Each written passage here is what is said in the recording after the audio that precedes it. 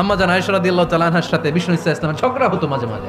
একবার ঝগড়া হলো, বিষ্ণু ইসা ইসলাম রাগ, আম্মা জান আয়েশাও রাগ। বিষ্ণু বললেন, আয়েশা ঝগড়া করে আর কতক্ষণ থাকবো, আসো মিটমাট করি।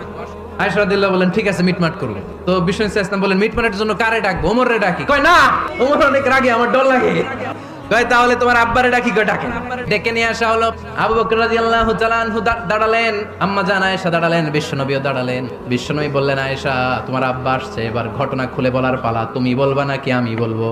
আম্মা জান আয়েশা বললেন, আপনি বলেন, তবে যেটা ঘটছে ওইটাই বললেন, মিথ্যা কথা কইেন না। আবু বকর রাদিয়াল্লাহু তাআলা আনহু রেগে মেগে আগুন। কি বিশ্বনবীকে মিথ্যা কথা কখনো বলবে? রেগে মেগে দিলেন মেয়ের গালে এক চড়। বাবার হাতের থাপ্পড়কে আম্মা জান আয়েশা উল্টে বললেন। সাইয়েদনা আবু বকর রাগে গড়গড় করছেন, আবার মারার জন্য তেড়ে গেলেন। এবার বাঁচার জন্য আম্মা জান আয়েশা বিশ্বনবীর পিছনে যে আশ্রয় নিলেন, বিশ্বনবী বাঁচানোর জন্য দুই হাত মেলে দাঁড়িয়ে গেলেন। বিশ্বনবী যখন দুই হাত মেলে দাঁড়িয়ে গেলেন, সাইয়েদনা আবু বকর রাদিয়াল্লাহু আনহু থেমে গেলেন।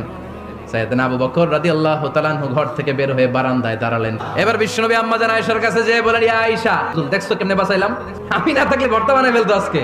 আমি বাঁচাইছি তোমারে, আমি, আমার লগে ঝগড়া করো তুমি? লজ্জায় পড়ে আম্মা জান আয়েশা খিলখিল করে হেসে দিলেন, বিশ্বনবীও হেসে দিলেন। দুইজনের হাসির মধুর আওয়াজ শুনে সাইয়েদনা আবু বকর বাইরে থেকে অবাক, কিরে এতক্ষণ না ঝড় তুফান, এখন দেখি হাসি। সালাম দিয়ে অনুমতি নিয়ে ভিতরে ঢুকলেন। ঢুকে দেখেন আম্মা জান আয়েশাও হাসে, বিশ্বনবীও হাসে। এবার সাইয়েদনা আবু বকর রাদিয়াল্লাহু তাআলা আনহু বললেন, ইয়া রাসূলুল্লাহ, দুইজন যুদ্ধ লাগলে মীমাংসার জন্য যেমনি আমারে ডাকেন, এরকম হাসি আর আনন্দের মুহূর্তেও আমারে একটু ডাকেন।